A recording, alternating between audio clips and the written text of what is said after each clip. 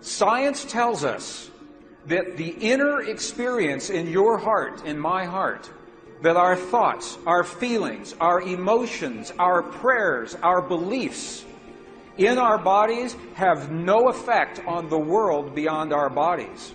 Do you believe that? I'm going to tell you, there is a language. There is a language that lives in every human that walks this earth.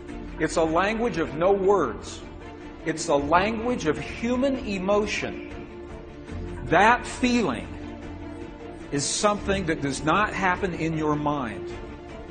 It happens in your heart. That feeling is a language. That feeling is a power that lives inside of your body. Today, modern science is beginning to understand that feeling that happens inside of our bodies has a direct effect on the stuff our world is made of, on the atoms and the molecules of our physical world. So what we choose to experience in our lives, we must first feel in our hearts as if it has already happened.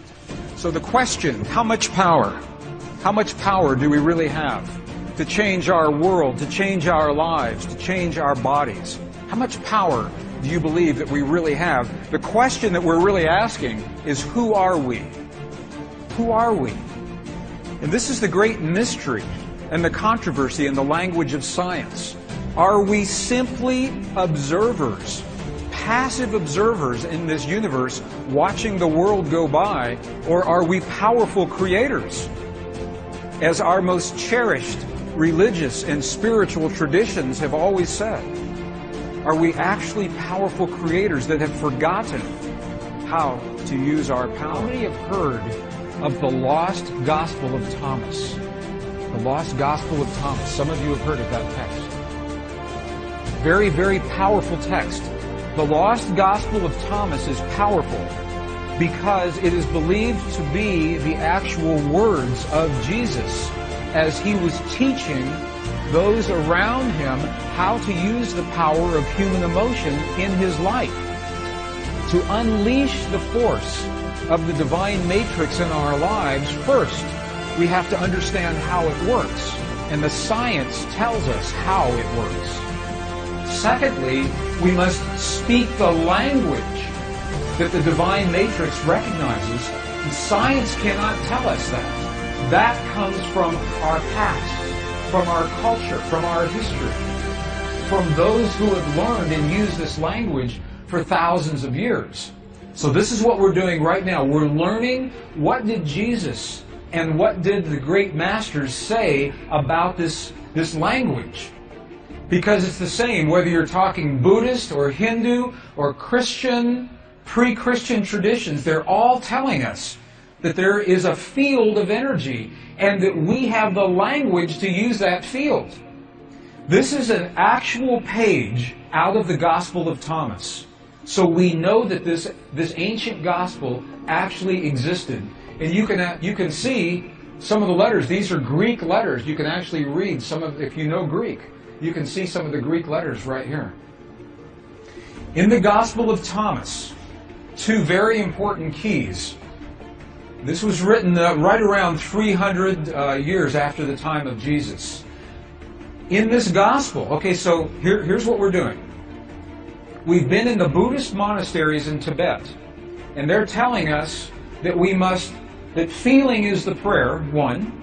Two, that we must feel as if our prayers have already been answered. Gospel of Thomas, if you have a copy of the Gospel of Thomas, this is verse 106. It says, when you make the two, thought and emotion, one. So the Gospel of Thomas is talking about thought and emotion. It's saying when you make your thought and your emotion one, look at what happens. You will say to the mountain, mountain, move away, and the mountain will move away. Saying that when you can marry your thought and your emotion into one single potent force, that is when you have the power to speak to the world. Now this is verse 48. It says almost the same thing. This was so important that it was recorded at least 3 different times in the same gospel. Look at what this says. If the two make peace with each other in this one house. When Jesus is talking about the house or the temple, what is he talking about? What is he talking about? Precisely you. You are the house. You are the temple.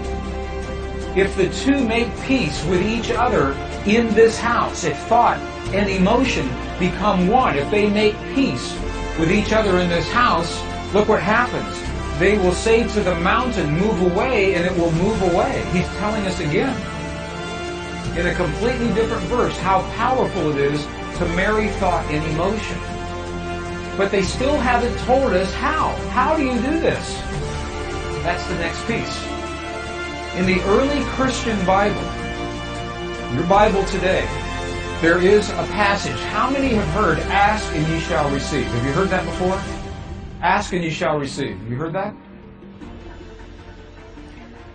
I know people that ask and ask and ask and nothing happens. Because the asking is not done with the voice. The asking is not done, please, please, bring this to my world. That's not asking.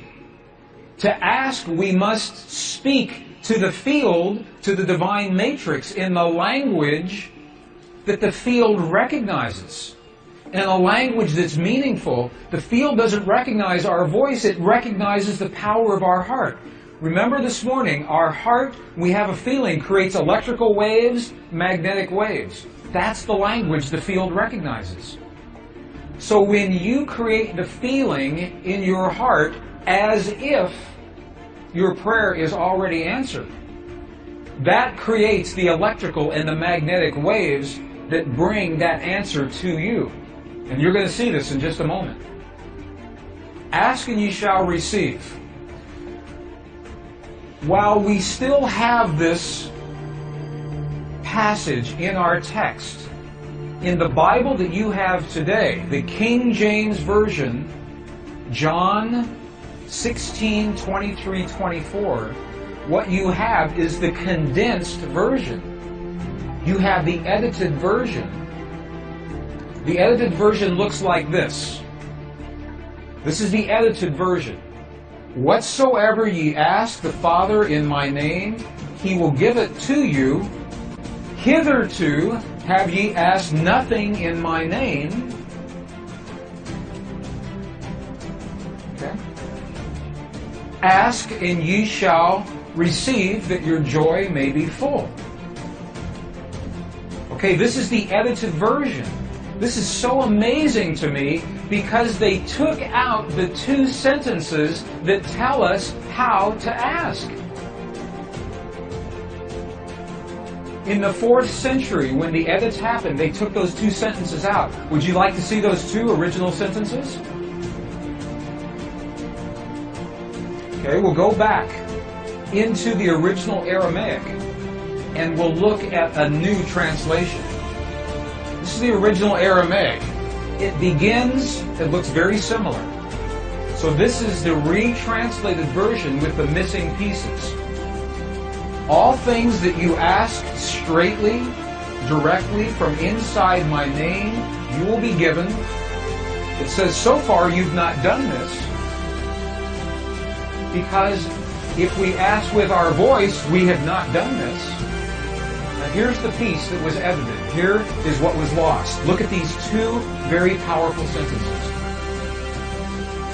Ask without hidden motive and be surrounded by your answer. Be enveloped by what you desire, that your gladness be full. Look at what it's saying. It's not saying to speak a word, it's saying to be surrounded, to feel as if. If you are surrounded, you are feeling as if your answer has already happened. Be enveloped. If you want the perfect relationship in your life, if you want the healing in the body of your loved ones, feel the feeling of what it is like as if that has already happened. Be enveloped by what you desire, because that is when your thought and your emotion become one. You think the thought of the healing in your loved ones, and you feel the love of that thought. They become one, and that is the language that this field recognizes. Does that make sense? Are you okay with that? Ask without hidden motive. What does that mean? Hidden motive. Ask without judgment. This is precisely what the Buddhists are telling us. Ask without the judgment of the right or the wrong or the good or the bad. Ask without the ego. Ask from the heart. Is this meaningful to you? Is this helpful at all?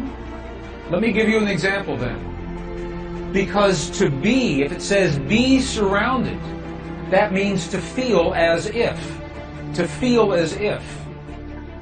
Now, if that sounds too religious, because it's from the Bible, we spoke this morning about Neville, the philosopher Neville, early in the 20th century. His book, The Power of Awareness. Look at what he says. It's the same thing. Neville says, you must make your future dream a present fact now by assuming the feeling of your wish fulfilled, to come from the place that it's already happened. Physical reality must respond to the language that it understands. So in the Buddhist traditions, they are telling us the quality of the feeling. And in the Judeo-Christian traditions, they are giving us the instructions to be surrounded, to be enveloped, how to create that feeling. And when you put those all together, it's something that happens in our hearts, not in our minds. Feeling as if the prayer is already answered with no judgment and no ego, and feeling from the result. Feeling from the result as if it's already happened.